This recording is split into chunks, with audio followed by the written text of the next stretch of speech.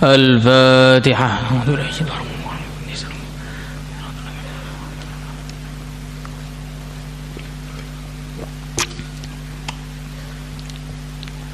Abu zikir teruskan kemarin.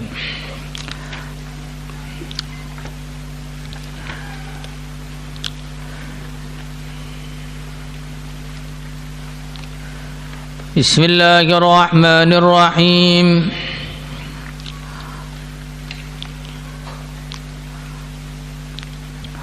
Wa an Mu'adz bin Anas radhiyallahu ta'ala anhu qala 1154. وعن معاذ بن أنس رضي الله تعالى عنه قال قال رسول الله صلى الله عليه وسلم قال الله جل ذكره لا يذكرني عبدي في نفسه hambaku tidak mengingatku di dalam dirinya illa dzakartuhu fi mala'in min malaikati kecuali aku akan mengingatnya di dalam kelompok malaikat-malaikatku. Wala yadhkuruni fi mala'in, tidaklah dia mengingatiku dalam satu perkumpulan illa dzakartuhu fir rafiqil a'la, kecuali aku akan mengingatnya, menyebut-nyebut namanya di dalam kelompok ar-rafiqil a'la. Sebagian ulama mengatakan ar-rafiqul a'la yaitu para nabi, para rasul, yang mana para nabi, para rasul ini memang derajatnya lebih mulia, lebih utama daripada para malaikat.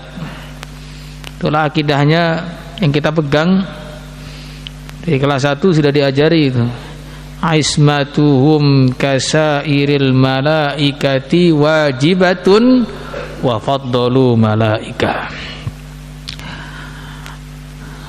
Artinya seandainya tidak ada pahala dari berzikir selain kita ini diingat oleh Allah, itu bagi orang yang cinta kepada Allah itu sudah cukup, lebih dari cukup.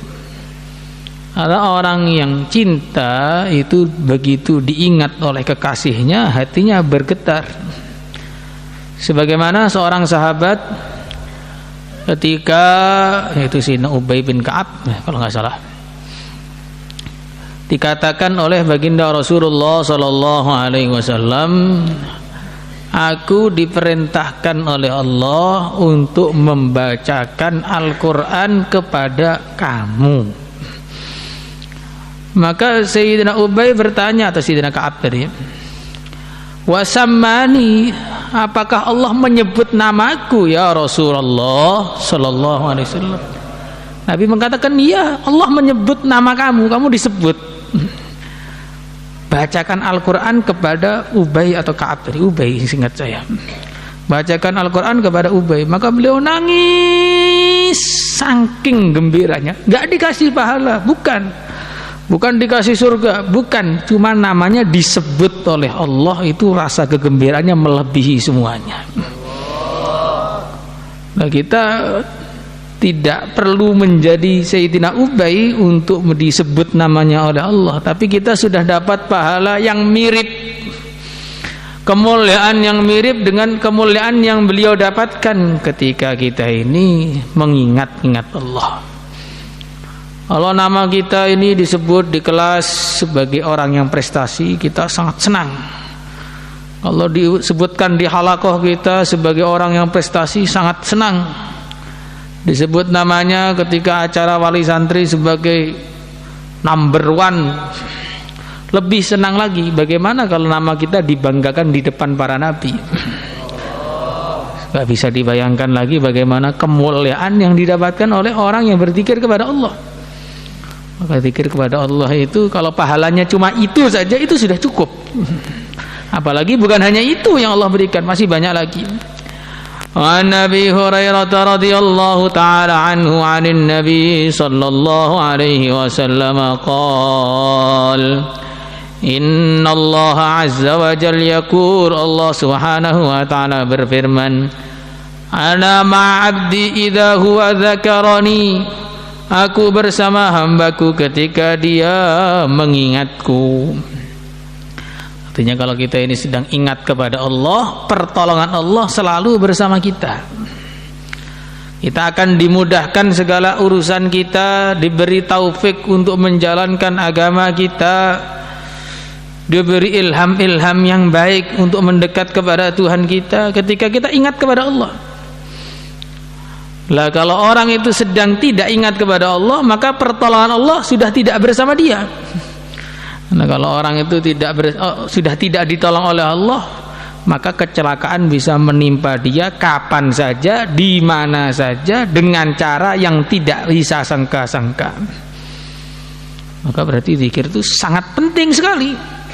Ana ma'abdi idza huwa dzakarani wa taharrakat, dan bergerak-gerak bi sebab mengingat aku, syafatahu, dua bibir dia maksudnya bibir atas bibir bawah.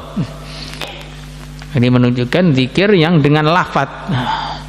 Jadi zikir dengan hati ada nilainya, zikir dengan lafaz ada nilainya. Zikir yang sempurna adalah hati dan lafaznya. Hati dan lisannya dua-duanya berzikir. Maka banyak sekali arahan la yazalu risanuka ratban min dzikrillah. Tidak henti-hentinya lisan kamu basah karena zikir. Karena orang itu kalau selagi masih bergerak-gerak mengucapkan sesuatu, lisannya basah terus. Tapi begitu dia diam, maka lama-lama mulutnya jadi kering. Artinya apa? Terus menerus berzikir. Tapi zikir yang dengan lisan ini tentu ada tempat-tempatnya.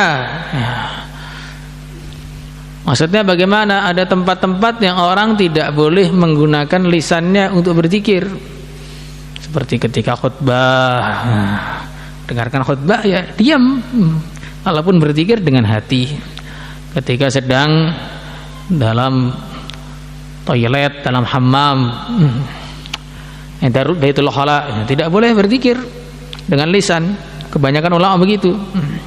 Tapi kalau zikir itu dengan ketika orang sedang kondisi junub, tidak baik berzikir dengan lisan, apalagi kalau Quran. Nah, maka ketika kondisi begitu, baiknya itu berzikir dengan hati. Allahu Akbar. Jadi sebagian ulama mengatakan begitu tadi. Sebagian ulama tidak, wis zikir itu fi kulli ahwali, terus zikir terus.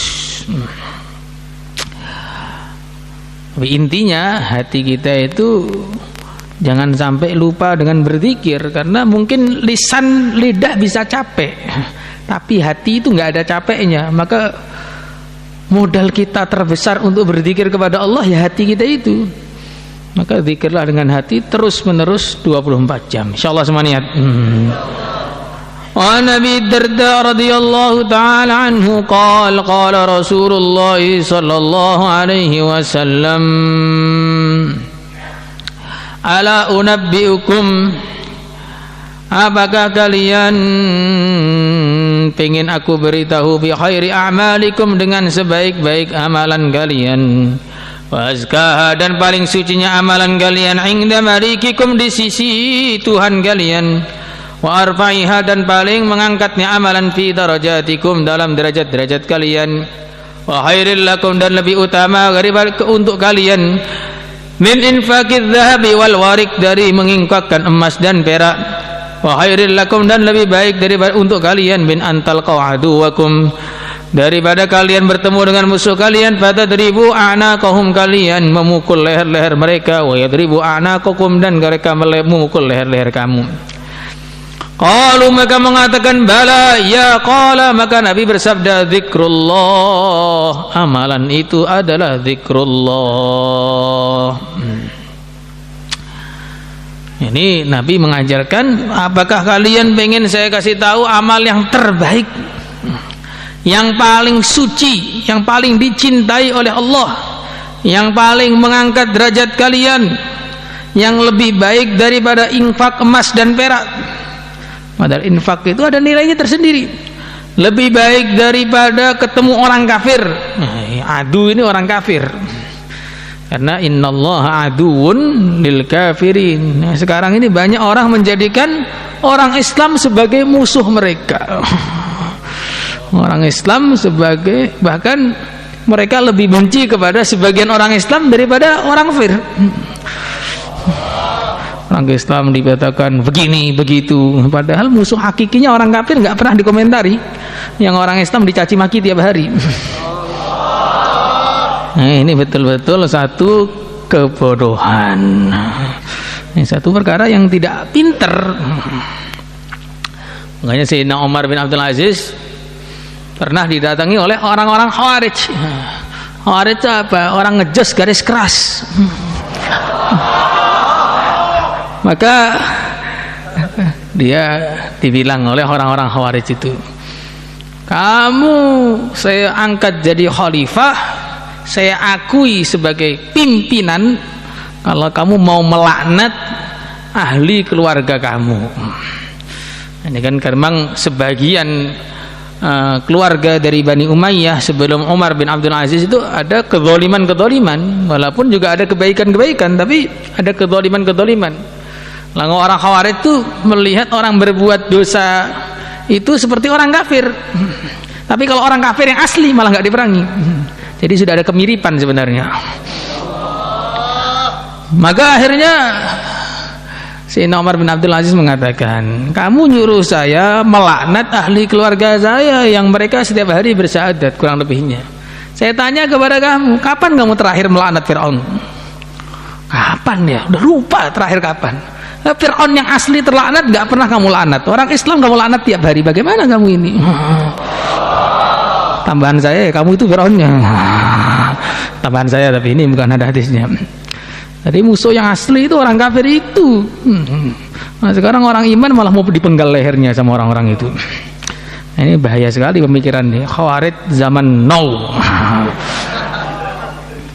Kalau ada orang yang berpikiran seperti itu, mungkin ngomong begini juga dibilang, oh sesat ngomong begitu. Mungkin juga. Wa khairan lakum min an talqaw aduwakum fatadribu a'naqakum wa yadribu a'naqahum wa yadribu a'naqakum qalu bala qala dzikrullah. Dari sini ada beberapa pelajaran. Yang pertama menunjukkan bagaimana zikir itu sangat-sangat dicintai oleh Allah. Karena memang semua amalan agama ini hakikatnya fungsinya untuk mendekatkan diri kepada Allah, wasilah untuk mendekatkan diri kepada Allah. Lah sedangkan zikir itu nggak pakai wasilah, langsung maksud yaitu mendekatkan diri kepada Allah. Orang perang itu juga untuk zikir, ya ayyuhalladzina amanu idza laqitum fi'atan fathbutu wadhkurullaha katsira. Perang disuruh zikir, orang haji disuruh zikir, orang sholat juga perintahnya untuk berzikir, wa aqimis sholata li dzikri. Maka semua amalan-amalan agama itu semuanya adalah wasilah untuk menjadikan kita ini ingat kepada Allah, untuk menjadikan kita ini berzikir. Tapi jangan kemudian dipahami seperti orang-orang sebagian yang nggak paham kebatinan itu biasanya. Sholat itu kan lidzikri, maka yang penting iling sudah nggak perlu sholat. Nah ini nggak beres kalau gitu. Makan yang penting iling, nggak usah makan. Nanti kelaparan baru bingung.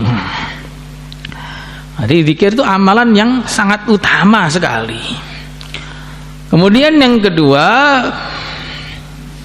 di dalam kaidah usul itu sudah dijelaskan bahwa al-amal al-muta'addi afdal minal qasir. Amalan yang memberi manfaat kepada yang lain, manfaatnya itu menyebar, lebih utama dari amalan yang qasir hanya kepada dirinya sendiri. Ini memang seperti itu kaidah umumnya, tapi tidak berlaku bagi zikir. Zikir itu walaupun amal qasir tapi fadilahnya mengungguli amal-amal yang muta'addi. Sehingga dalam hadis disebutkan bahwa Allah Subhanahu wa taala telah mengangkat derajatnya orang-orang dengan derajat yang sangat tinggi sekali. Padahal mereka ashabul furus, orang-orang yang hanya duduk di atas kasur saja. Kenapa bisa derajatnya tinggi? Karena di atas kasur bukan tidur, di atas kasur berzikir kepada Allah. Jadi zikir itu amalan yang sudah santai, enak, nggak perlu modal, derajatnya tinggi. Tapi kita juga bisa pahami, orang dulu tuh di atas kasur aja biritan, lah kita di atas marmer tidur, bagaimana? Apalagi di atas kasur, wis nggak ingat Allah sama sekali. Kemudian yang ketiga, di antara pelajaran yang bisa kita pahami bahwasanya memang kaidahnya ajruki ala qadari nasabiki. Pahala itu tergantung dengan kelelahannya, mujahadahnya. Itu kaidah umumnya begitu.